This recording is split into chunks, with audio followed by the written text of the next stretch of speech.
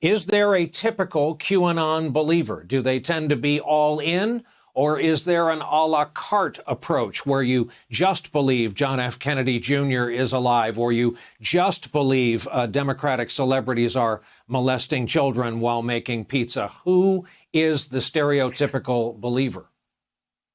Well, there's all manner of QAnon believer. And I guess the scary part is over the last few weeks, there were a bunch of new ones.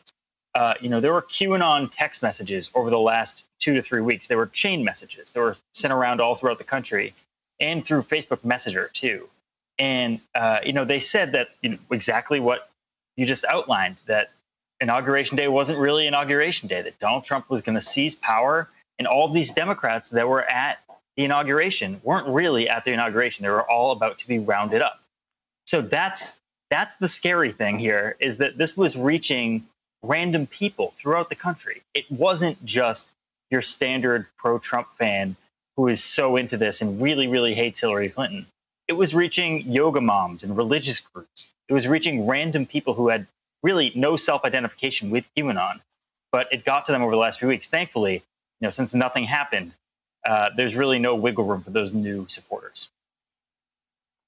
And Professor, is that pandemic related? Has the pandemic and everyone being within their own lives and existences and selves, some people order stuff on Instagram they live to regret. Has this effect of the pandemic pushed people into conspiracy theories more than normal? Yeah, absolutely. I mean, one, a lot of us just have more time on our hands to spend poking around in the internet and, playing these kind of mind games, which are really at the heart of a lot of the QAnon stuff. But also, if you look at conspiracy theories more broadly, people tend to buy into them, especially when there's fear, there's insecurity, there's a lot of uncertainty in their lives. And, if you can say anything about COVID, it's that it's created that situation for a lot of us. So psychologically, it's made lots of people ripe for buying into all sorts of conspiracy theories. QAnon was kind of prepped and out there and ready to be bought into. So I think that's why, as we said, you've seen a lot of people, even in the last couple months, really jump on the Q train, even though it's something that's been going on since 2017. And Professor, you must, in your line of work, have the equivalent of a degree in psychiatry by now. It is tempting to say that people on the Q train are on the train to crazy town. But what is the advice about how to approach people in your life who are either the all-in or a la carte believers, people who may seem on the level, but the more you talk, the more you realize, uh-oh. It's tempting to want to shame them, especially after yesterday, when there was this big buildup, there was going to be the storm and nothing happened, right? Like I get the schadenfreude of the moment. And, you can have that private feeling, I guess, but we don't want to have all of those people who are out there believing in QAnon. And it's a lot. 56% of all Republicans bought into some part of the Q conspiracy. We don't want them all out there in conspiracy land. We want to bring them back to be productive members of our political discussion. And to do that, they need an off-ramp from this kind of irrational space where they've been buying in. We as liberals can't do that. The media can't do that, because the heart of this conspiracy is that the media and liberals can't be trusted.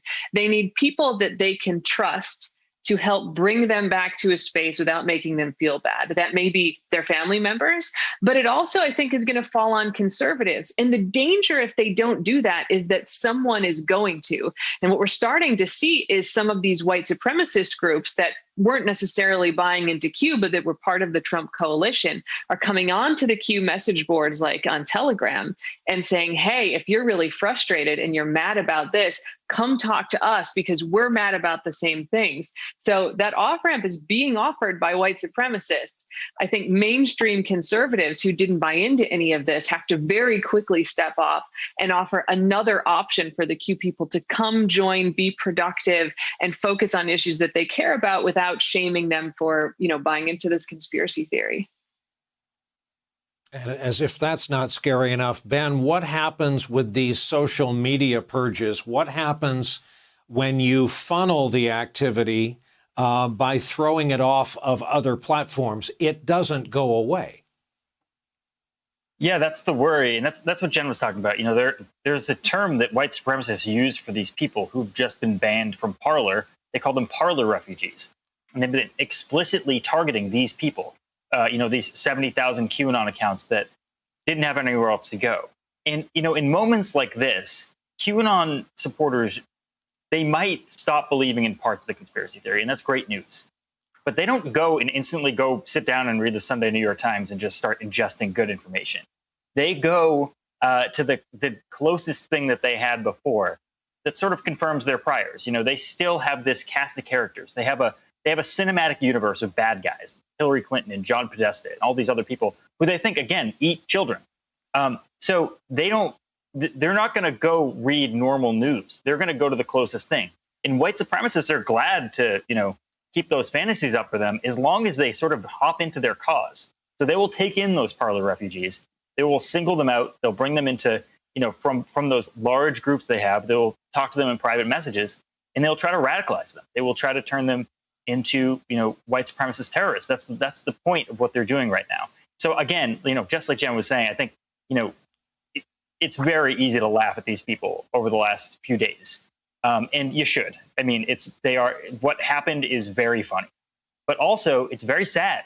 A lot of these people had a horrific year and they turned to answers that were ridiculous to us, but to them made a lot of sense.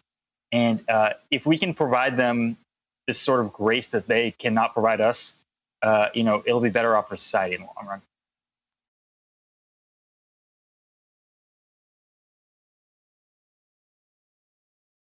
Hey, thanks for watching our YouTube channel. You should know that you can follow today's top stories and breaking news and catch up on your favorite MSNBC shows all in one place. Download the NBC News app today.